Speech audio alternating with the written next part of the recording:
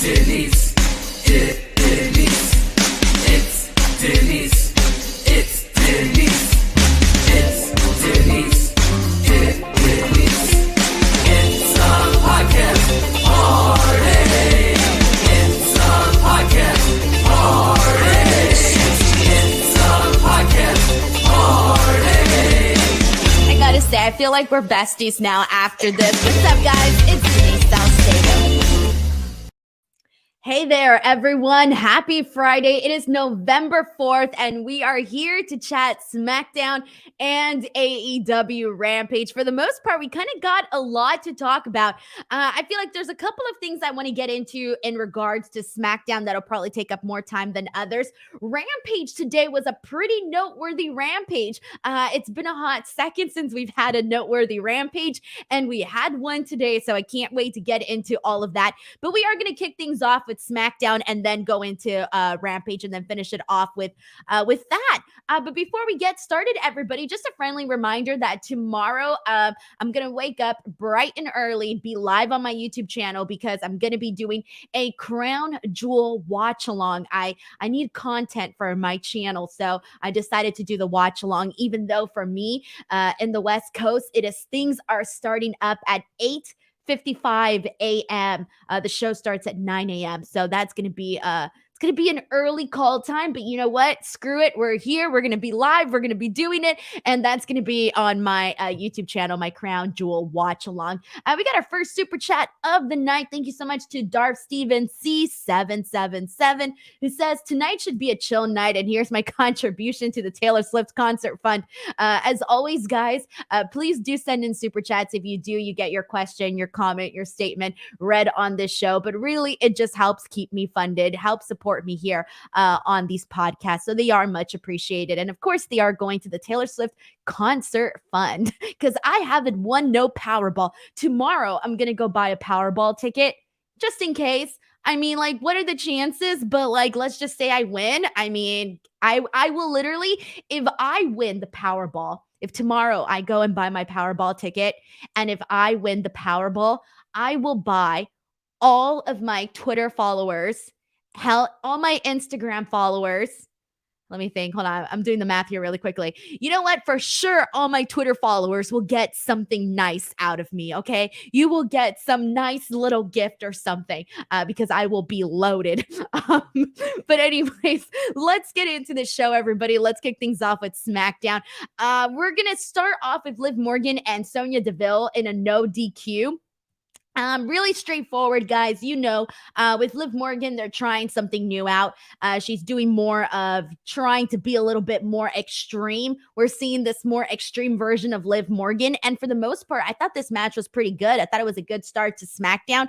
They had some nice spots during this. There was a moment where both Liv Morgan and Sonya Deville end up going into the table. And I liked it too because it was almost like Liv Morgan couldn't get out of the situation she was in. So she ended up throwing both herself and Sonya back first into that table. So I really did like that. There was a moment too where we saw Sonya powerbomb Liv onto a pile of chairs. I thought they gave it enough of a little bit of oomph to kick off this match. I liked it. This was perfectly fine. Liv Morgan gets she hits the Oblivion and she gets the win on Sonya Deville.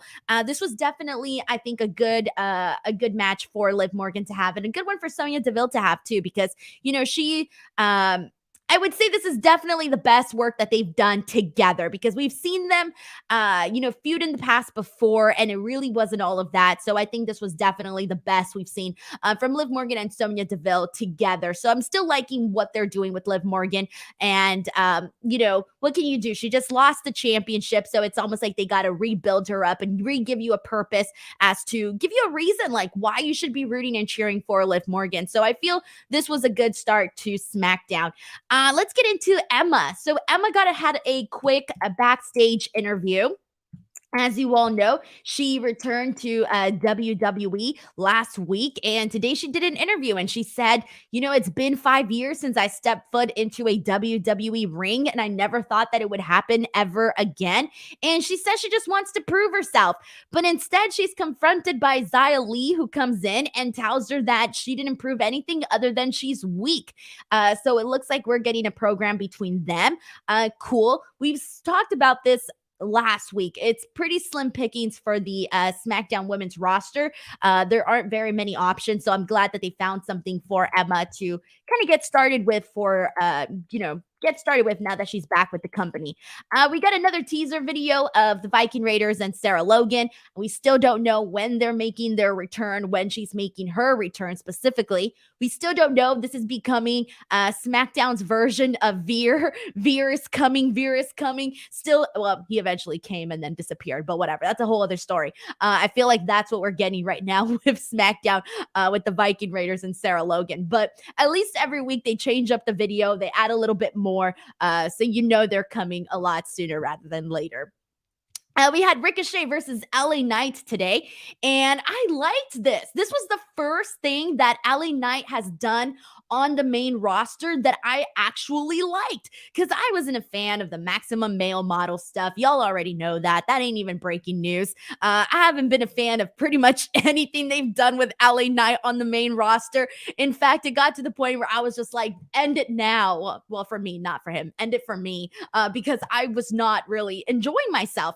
But with Ricochet and LA Knight, this totally works. So first and foremost, I love that LA Knight came out and was kind of a jerk to Samantha Irving. And he was telling her like, oh, you don't announce me right. And don't worry, it's all because you got lost in my baby blue eyes, or whatever the hell he said.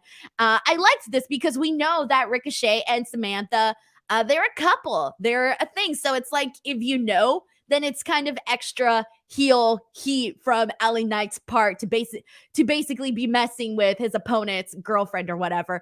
I do kind of wish that they would have acknowledged that, because if people don't know that they're a couple, then you probably missed the reason as to why he was essentially attacking her and why Ricochet would be upset about it. So anyways, this match was fun because this was really just Ricochet going out there and doing cool shit, and LA Knight taking the cool shit very well. There was a moment where LA Knight went for a moonsault and Ricochet completely avoided it. And I kind of like that commentary made sure to say like, oh yeah, he's trying to take a page out of Ricochet's book, but it didn't work for him. I thought that was pretty cool. So this was honestly a good match for the most part. And the finish, we need to talk about the finish, because LA Knight essentially not only because he not only pulled the tights of Ricochet during the roll-up, but he also was grabbing onto the rope. So it was like double duty, double way of cheating, I guess. And he gets the win. Obviously, referee doesn't see it, and so Ricochet gets completely screwed out of this. And normally, I hate these types of finishes. I hate these types of endings, but I actually liked it for this one for two reasons. One, it's LA Knight. He's a jerk. You're supposed to hate him. He's supposed to be doing stuff like this that piss you off, and cheating it. Sure, great way for him to win and for him to get a victory. Fine, I will take it. Two, they've been showcasing Ricochet a lot more on SmackDown, but he hasn't had an actual story, like an actual program in quite a bit. And so I feel this is a start. Like Ricochet, they've been treating him as the guy that comes out, does cool stuff, and that's it. Nothing more, nothing less. And I feel like now it's time that they actually give him a real story. And this could be something with him and LA Knight. And this could be the start of a real program for Ricochet. And I think it would benefit both of them very well. So I do hope that this is the start of something for Ricochet and LA Knight. And I did like this match for what it was. So I would definitely put it on the good side of SmackDown for sure. We got a comment here from Fernando who says that this was the best he saw out of LA Knight on SmackDown. 100% best thing I've seen from him from the main roster, period. So there you go. Let's get into Bray Wyatt. So Bray Wyatt is basically pacing back and forth backstage, and he starts talking about how it's hard to talk about his feelings, and he doesn't like when people interrupt him. And then suddenly he's interrupted accidentally by a crew member. And I thought this part was a little confusing because I barely even noticed that this guy was interrupting him. Maybe I wasn't paying enough attention. I almost felt like Bray Wyatt just shifted his focus to this guy that was doing God knows what. And then for a second, I thought that the guy had something in his box. I don't know what he was carrying. And then I thought that was going to lead to something. I thought maybe there was going to be something inside the box. I don't know. So this ended up being Bray Wyatt just yelling in some guy's face and just going off on him. And it was actually really funny because it reminded me of that meme, and I shared it on Twitter. That meme where that girl's like really passionate and her mom's just there like, what the fuck, this bitch is crazy. That's exactly what this reminded me of. Bray Wyatt's going freaking nuts on this guy, and the guy's just like, if you go back, watch this guy's reaction. He had the perfect average Joe, I'm getting yelled at by some random guy reaction. So seriously, thumbs up to that guy. That was really funny. So he's just there yelling at him. He demands the guy apologizes, and throughout this entire, I don't know if you want to call it a meltdown or, anger management issue that Bray Wyatt may have.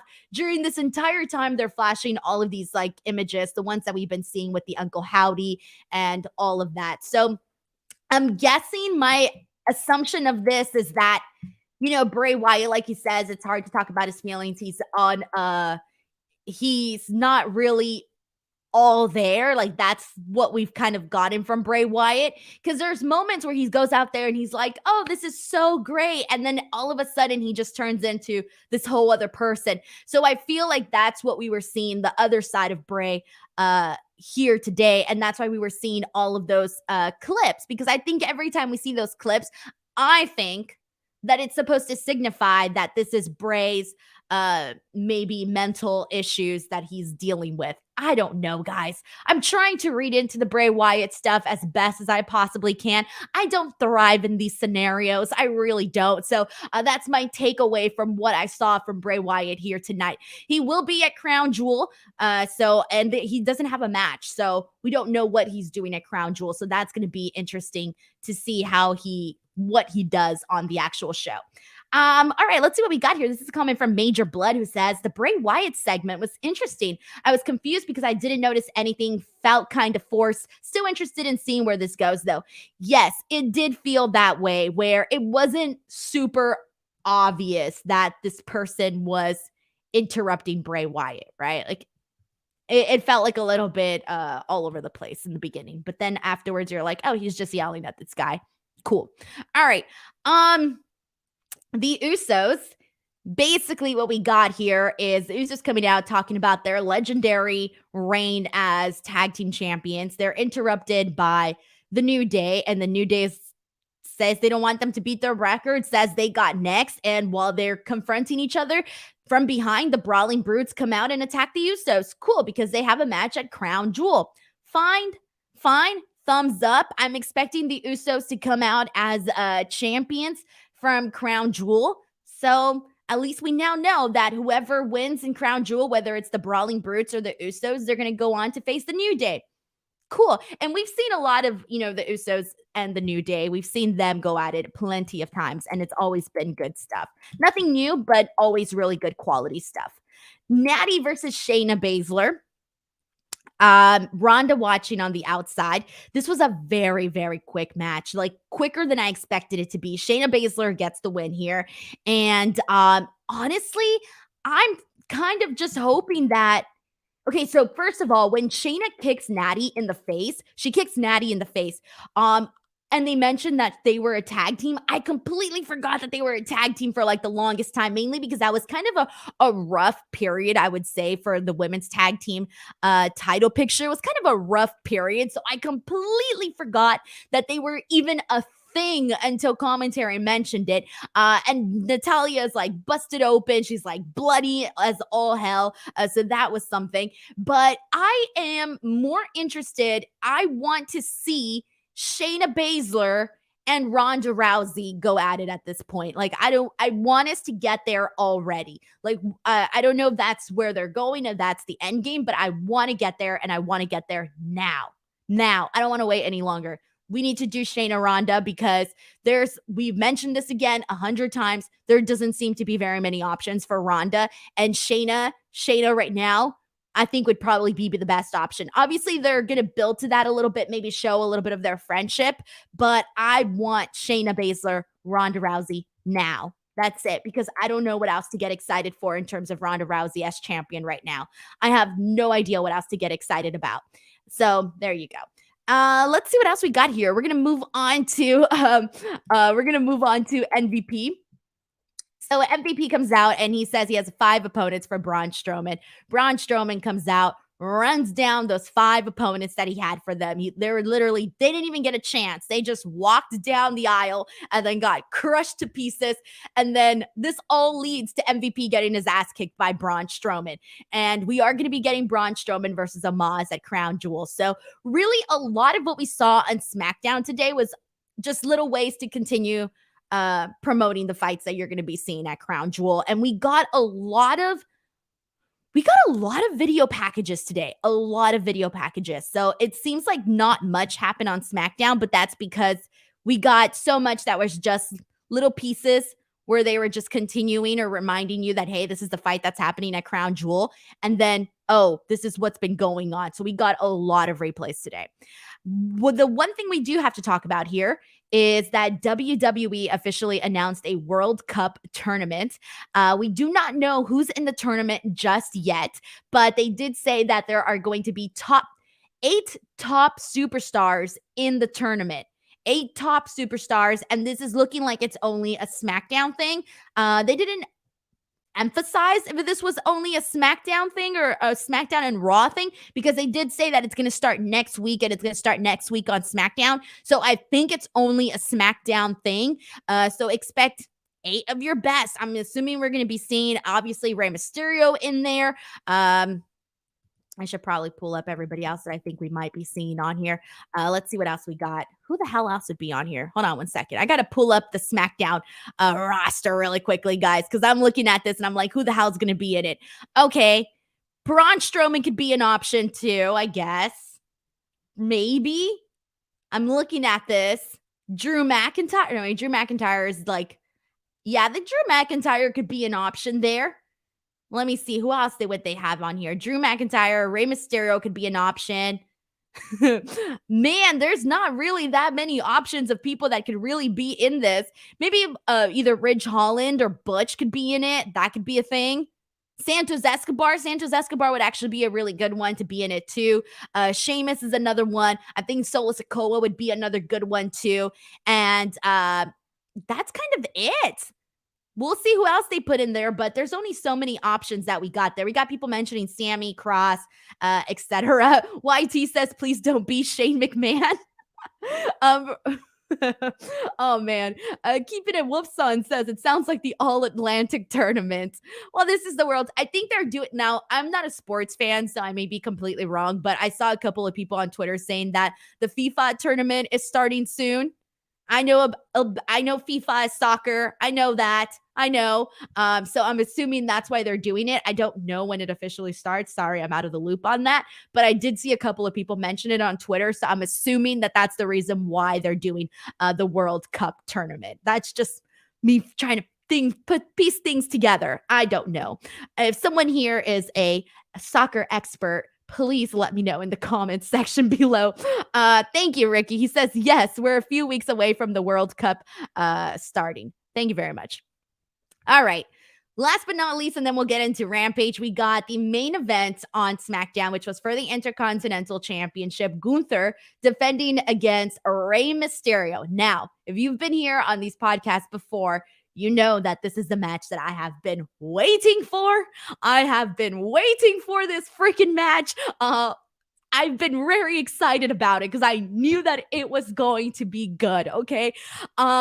I loved this match, and it just reminds me not reminds me, because god damn it, we know what a legend Rey Mysterio is. We know what an icon Rey Mysterio is. Like, Rey Mysterio is responsible for so many of the wrestlers that you're seeing nowadays because they were inspired by Rey freaking Mysterio, okay? Period. His legacy cannot be undone. He's had possibly the biggest impact, or one of the biggest impacts in wrestling, period, okay? And it sucks that so much of that has not been seen, because so much of what we've been seeing lately from Rey Mysterio has been all of these tag team matches with Dominic, and that's it, right? And he's gone out there and hit his, his 619, and we've had these little great moments where we're like, yeah, we love Rey. But it's been a hot minute, and it's been a hot minute since we've seen him in these singles matches that are complete bangers, okay? And we know that obviously the little guy, big guy stuff is definitely going to work with Rey Mysterio. We've seen it many, many, many times before with Rey. The David and Goliath story, we know it, we've seen it. So we knew that this match heading into it with Gunther was going to be exactly that. And that's exactly what they gave us. I loved it. Gunther literally stalking Rey Mysterio at one point, where he's not stalking him, but he wasn't even running. He was speed walking towards Rey Mysterio. It reminded me of Tom and Jerry, where you got them like preying upon, I forget which one's Tom and which one's Jerry. The cat and the mouse. Oh my God, the cat's Tom, right? Yeah, the cat's Tom and Jerry's the mouse, right? Oh shit, I forgot. Okay, whatever. But when you see the cat going after the mouse, and you're like, yes, that's exactly what it looked like with Gunther going after Rey Mysterio. So that was pretty funny. There was a moment where he like literally drags his body off of the ring, slides it off. He just hits the ground. Good stuff there. Gunther doing the power bomb to Rey Mysterio onto the apron. That looks really great too. There was a moment where Gunther had Rey Mysterio, and while he had him, he was also getting him with knees to his spine, which looked absolutely brutal. Obviously, Rey Mysterio was trying to find all these different ways to like bring down Gunther. He was trying everything that he possibly could to bring down Gunther, but it really wasn't working. It only worked to a certain extent. He was able to hit his moonsault on Gunther, but he ends up getting a near fall. Afterwards, he goes for the 619. Everyone freaking pops, but obviously still nothing yet. And then there was a really awesome moment where they're on the top rope, and Rey Mysterio tries to go for a Hurricanrana, but Gunther stops it. He blocks it, and instead he tries to powerbomb Rey Mysterio off the top rope to the down below, but he doesn't. Instead, Rey Mysterio counters that mid freaking air and turns it into Hurricanrana to the mat. It was very, very impressive. Good moment to see there. And there was a lot of good stuff. We finally see Gunther hit him with a drop kick. We see Gunther hit him with the chop and power bombing him. Gunther is frustrated at one point because he just can't keep Rey Mysterio down. And then finally he gets him with the chop, gets him with the boot, and finally gets the win on Rey Mysterio. And the way that it ended, because the way that he got him with that boot was absolutely like, okay, Rey was going for the 619, but instead, that's when Gunther got him with the boot. And so it was an incredible visual. And so he finally wins the match. And I swear, they start panning to the fans, and it's not always that you get these, really great reactions. There were so many great crowd reactions tonight. Everybody, like all these kids, these women were like, like they were in shock because of how it looked, how Rey Mysterio lost. So I loved it. I loved when you can get these genuine reactions from fans, when you can tell when some people are trying to like be part of the show, but when it's like genuine reactions. And that's what we got here. A great main event, great crowd reactions, and just like that's exactly what you need. So this was everything I wanted. Thumbs up. I want to see this match again on a pay-per-view. I don't care. Put it on every month. I'm here for it. Really great way to end the show.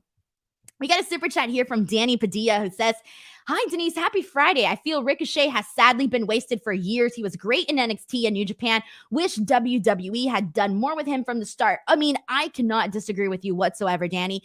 This has been said. Ricochet, and there was a lot of people that were like, oh, Ricochet, he can't cut a promo, blah, blah, blah, blah, blah.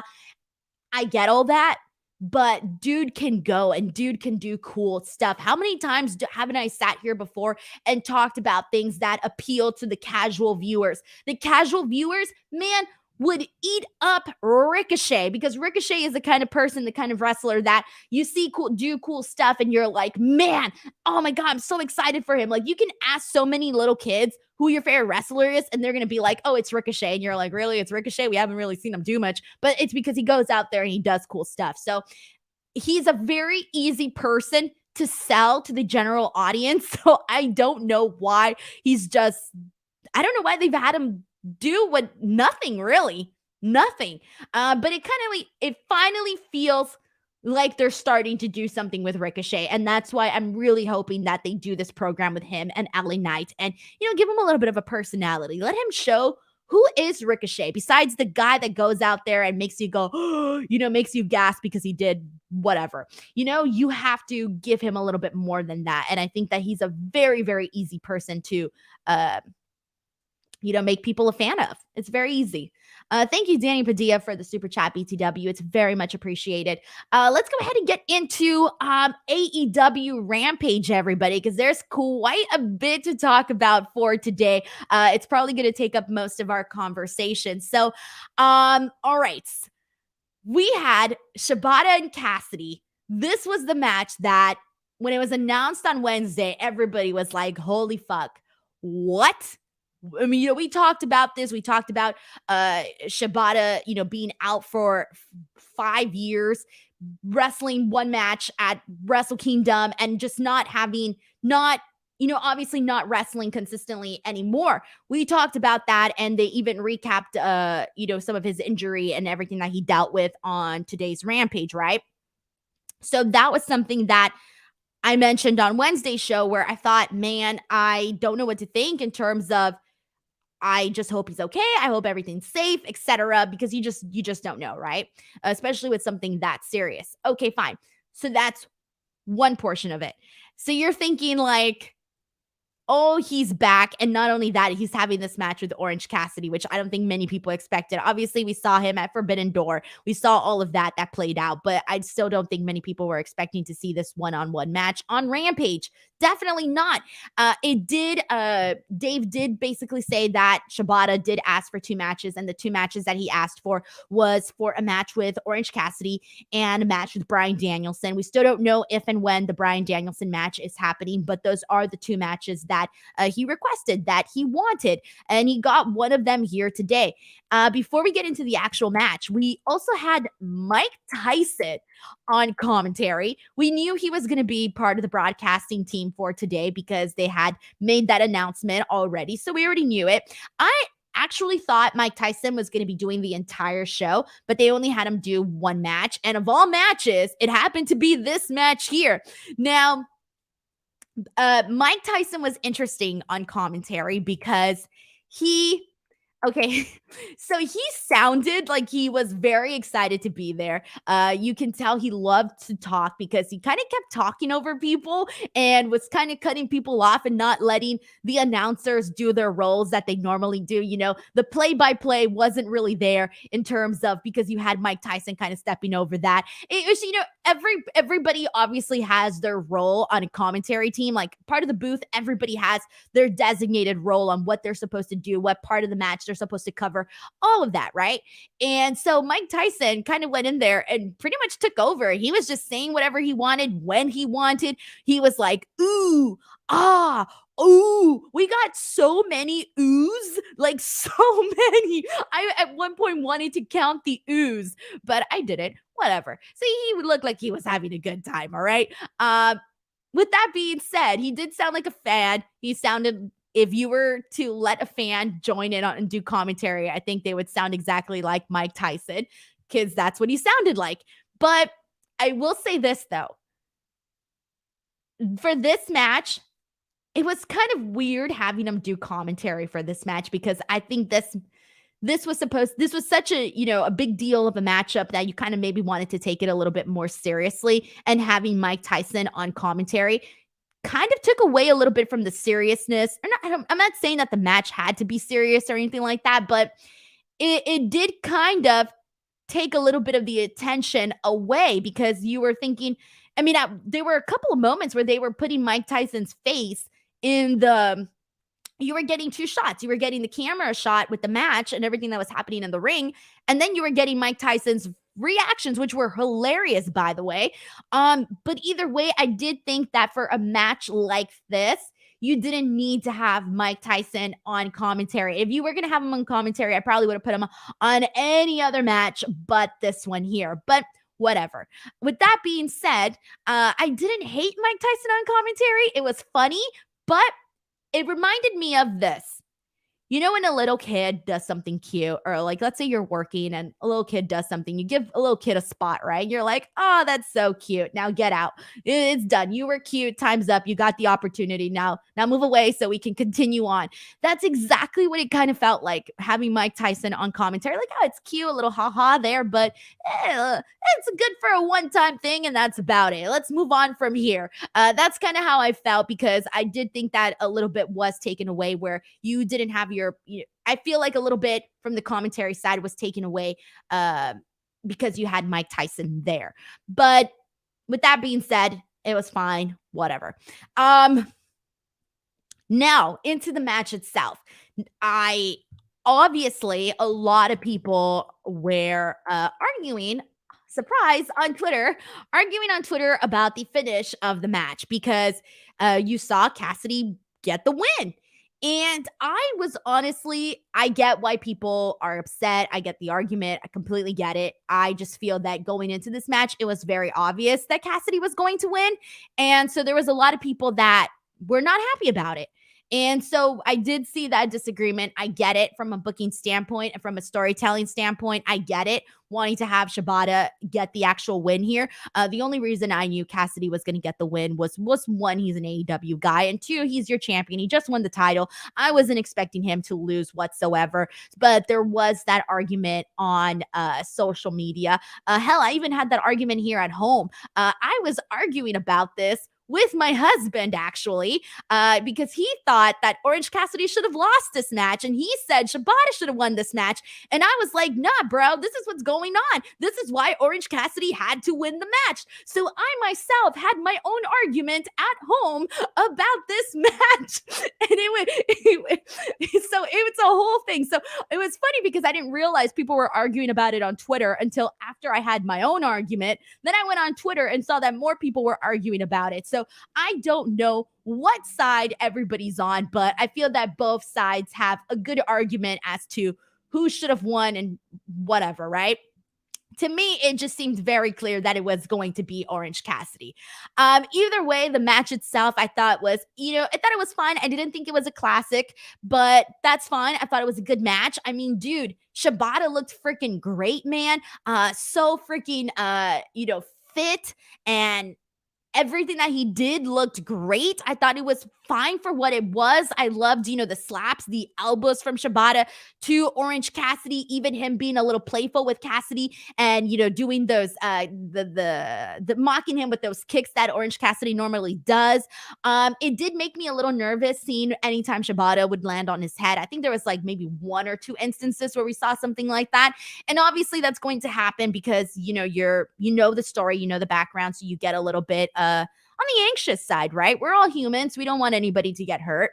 So I did kind of feel that a little bit. Like I was kind of feeling a little nervous at some points, but I'm like, okay, what do I know? I'm not in his body. I don't know his medical situation. So I'm just going to step out of that.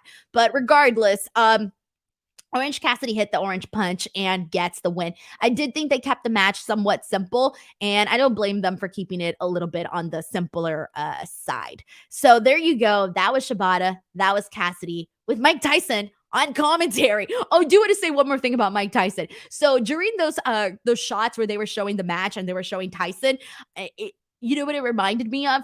Because I was looking at his facial expressions and oh my God, they were killing me. I was dying of laughter.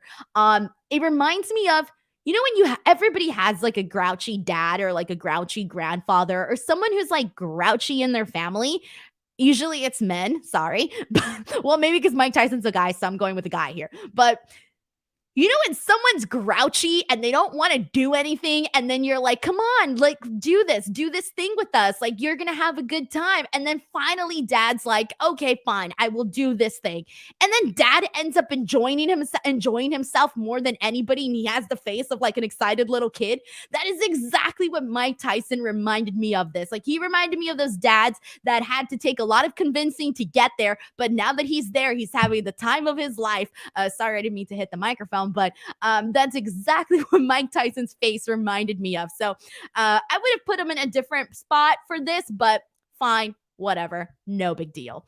Heidi Ho, the bot, sends in a super chat saying, I know I'm in the minority, but I wish AEW would focus on AEW. The New Japan Pro Wrestling and Ring of Honor stuff makes me turn the channel.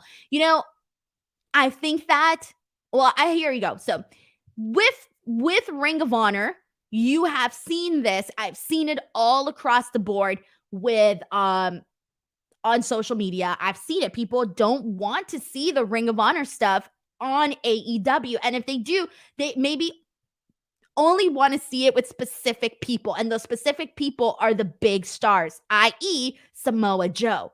But with everybody else, they don't seem to want it on AEW programming. And I don't blame you guys, because I might as well talk about it now. But the main event, Wardlow and Samoa Joe versus the Gates of Agony, I didn't think was all that great. Like, I felt like, given all the attacks and all the brawls and all the ways in which we ended Dynamite with this story, for it to be this match, I didn't think it lived up to any sort of expectations. It was just a match. Obviously, Wardlow and Samoa Joe get the win, but I just felt, given how much time they had spent with this, I was expecting a little bit more. So I don't completely disagree when people don't want to see a lot of the Ring of Honor stuff on AEW. I think that you have to be a little bit more selective with that, because you already have so many people on AEW that you don't even get to see. So now you're adding, this entirely new brand. And obviously with Chris Jericho as Ring of Honor champion, I think that's also, I like it. I don't hate it. I haven't hated it. I know a lot of people did, but I haven't hated that. So I feel like if you're going to do the Ring of Honor stuff, okay, having Chris Jericho do it, fine, great. But some of it is a little too much. Now with New Japan, I feel like it's a little bit different with New Japan. I have not seen very many people on social media say that they've had an issue with the New Japan stuff. I actually think people see it differently with New Japan guys. When you have the New Japan guys, I see more of like the Forbidden Door comments. I know this is so cool, companies working together and getting to see dream matches. So I do see a difference in terms of how people respond to seeing the New Japan guys on AEW and the Ring of Honor guys on AEW. So I think it really just depends. Like, I feel like I don't mind seeing the Ring of Honor stuff on AEW, but it has to be good and it has to be interesting. The Gates of Agony stuff has probably been, like, everything they've been doing with the embassy and all of that really hasn't been my cup of tea. In fact, I feel like it's been part of AEW that I've been like glossing over. And I lost my train of what I was trying to say here. So I don't disagree with that, but I also understand why they're doing it. But I also don't want it to take over entirely everything that, I would want to see a little bit more focus on the AEW guys. But there you go. Thank you so much to Heidi Ho, the bot, for sending in this generous super chat. It's very much appreciated. And let's get into Toni Storm. So Toni Storm basically cuts a promo, backstage, and she's just talking about how she has no idea how Jamie Hayter turned into this bully. She has no idea how she turned into this bully, and then, talks about their upcoming match at Full Gear.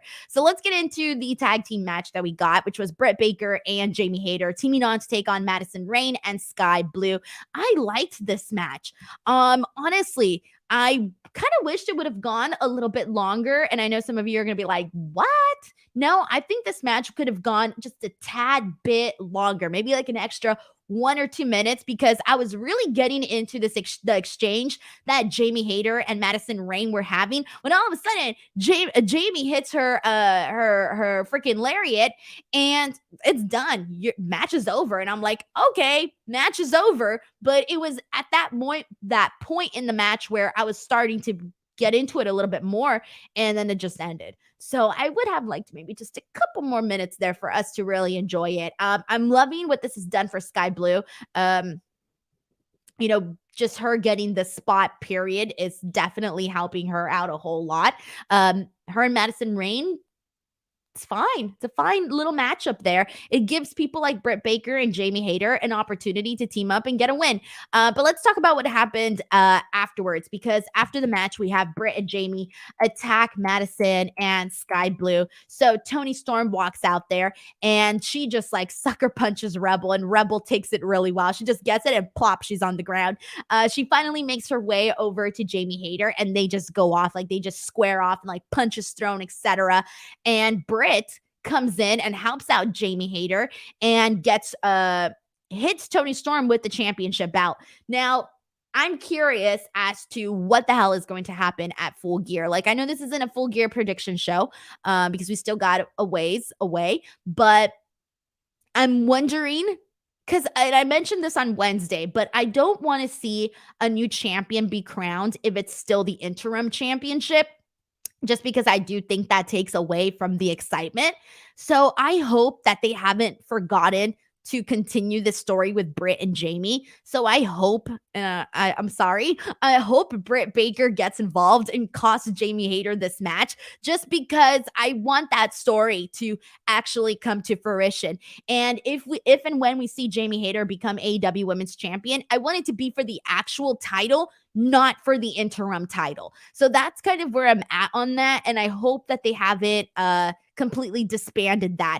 And maybe like today, her helping her out, maybe that was a little bit of a tease. I didn't really read it too much as a tease, but maybe I'm kind of hoping for it. I'm kind of hoping that we do get to see the Britt Baker, Jamie Hayter story really, really take off. And maybe it could be at Full Gear, but we will see. All righty. And someone says, any news on Thunder Rosa? Derek asked here. So, I mean, still the same thing, guys. God, when was it? About a week or 2 weeks ago, somewhere around there. She did an interview she appears every week on Busted Open Radio, and she just kind of gave a really, really lengthy response to everything that's been going down in terms of the rumors of them saying that her injury is fake and all of the backlash that she's taken. And she spoke about that very, very much in depth.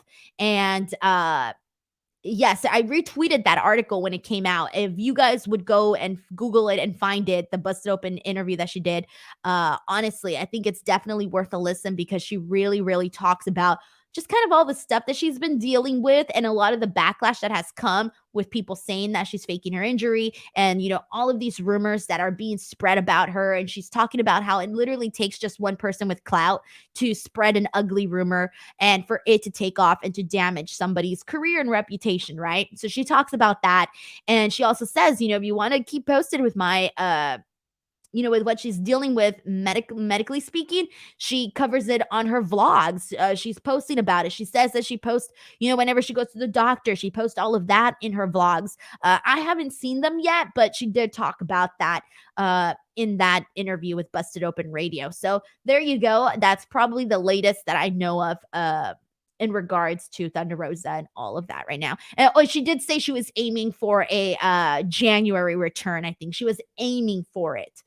So I don't know if that's, really set in stone. Alrighty, so let's go ahead and move on from here. Once again, we got a couple more things to talk about, and then we'll go ahead and wrap up the show. Once again, I don't know why I said once again, but whatever. Tomorrow, I will be back on my channel to do a Crown Jewel watch along. Those are usually really chill, just us hanging out, watching wrestling. I don't actually show the show because I get copyrighted if I do that, but I react to things, talk about things with fans. It's usually pretty fun. So if you're lonely and you want to watch wrestling with somebody, I'm there. tomorrow, Crown Jewel watch along. But now let's get into another match was made for Full Gear, Jericho and Sammy Guevara against Claudio and Bryan Danielson. That's happening. Ricky Starks comes out and he is officially entering the Full Gear Eliminator tournament. And he just sets off, has a good little promo there. I love Ricky Starks, guys. I'm finally seeing people appreciate Ricky Starks. I just want to say that I was a Ricky Starks fan way before. So I want to make sure that's in the books, man. I've been rooting for the guy. So we'll talk about the tournament in just a second because they officially announced all of the guys that are in the tournament. So we need to talk about predictions here. But we got a super chat here from Hector Rodriguez. Thank you so much to Hector, who says, so are we going to get a women's unification match at Revolution? I mean, I would hope so. Whenever Thunder Rosa comes back, we have to do that unification match. It's going to have to happen with whoever's interim champion at the time, because we can have a new interim champion. So whoever's the interim champion when Thunder Rosa comes back, there's definitely got to be that unification match. And I if she comes back in January, I kind of would even want it to even happen before Revolution. But obviously with Revolution being their February pay-per-view, that it would probably have to be Revolution. But I think at that point, like, I would kind of want it as soon as possible with whatever they decide to go with. I just think that having the interim champion and the regular champion, it's just a lot. It's a lot. But thank you to Hector Rodriguez for sending in this super chat. It's much appreciated. All right, so here we go, guys. Let's pull up this bracket that we have here. So on the left side, we got Eddie Kingston and Ethan Page. That match is going to be taking place on Dynamite on Wednesday. We also have Bandito and Rush. That's going to be happening on Friday's AEW Rampage. Then on the right side, we have Lance Archer and Ricky Starks taking on Lance Archer versus Ricky Starks on AEW Rampage on Friday. Then again on AEW Rampage, Brian Cage versus Dante Martin. So predictions: Eddie Kingston versus Ethan Page. I have a feeling Eddie Kingston is going to get the win. However, I'm seeing a lot of people say Ethan Page, but I'm still thinking it's going to be Eddie Kingston. Bandito versus Rush. I think it could go either way, but I'm mostly feeling it's going to be Bandito. So on the left side, I'm expecting it to be Eddie Kingston and Bandito. Personally, I would want it to be Bandito who goes into the final, but I think the way that AEW books, I have a feeling it's going to be Eddie Kingston. So my prediction is that it's going to be Eddie Kingston, but ideally I would prefer it for it to be Bandito. On the right side, Lance Archer, Ricky Starks. I think it definitely has to be Ricky Starks advancing. Brian Cage versus Dante Martin. Like this one, I think could go either way too, because AEW likes to push the young guys. Dante Martin is one of those, but Brian Cage to me just seems like he has to win. So I'm going to go with Brian Cage, and I'm expecting it to be Ricky Starks versus Brian Cage with Ricky Starks advancing. So I'm feeling very positive that the right side of the bracket is going to be Ricky Starks going all the way. Left side, I'm going with left side, we have a couple more options: Eddie Kingston, Ethan Page, and Bandito. Ideally, again, I would ideally like it to be Bandito, Ricky Starks, but I think it's going to be Eddie Kingston, Ricky Starks, and that's kind of where I'm at right now with the World Title Eliminator Tournament. All righty. We got another super chat here from Hector Rodriguez. Thank you so much to Hector, who says, this World Title Eliminator Tournament gives March Madness a run for its money. My finals would be Archer versus Kingston. So that's interesting too, because I didn't even see Lance Archer going all the way. As much as I like Lance Archer, because I'm a big fan of Lance Archer and I love what he does, man, but it just doesn't seem like there's certain guys that, that AEW puts a little bit more, puts a little bit more stock in them, right? Puts a little bit more eggs in their Easter baskets. And it doesn't seem like Archer is one of them. Like Kingston tends to be more on the popular side for AEW. There's certain people that just get a little bit more. So that's why I was expecting it to not be Lance Archer in that situation. But I wouldn't mind it either. Honestly, I wouldn't mind it. Thank you so much to Hector Rodriguez for sending that in. Aiden brings up a good point, saying Kingston versus Starks promo is gonna hit for reals, and that'll be a really good opportunity for Ricky Starks too. Like, I think that could be, if he has like a promo wars with Kingston, that could really boost up Ricky Starks to another level, I think. Alrighty, we got more people saying, we got Marvin's prediction here is that the finals is going to be Stark versus Page. I'm seeing a lot of people say Ricky Starks, Ethan Page. I'm seeing that a whole lot. Christopher, same thing, Ethan Page versus Ricky Starks in the final. Our Rig says, I don't think Eddie Kingston needs this. I don't think he needs it either, but he tends to always be put in good spots on AEW. So that's why I think it's going to be Kingston, just because of the way that he's treated on AEW.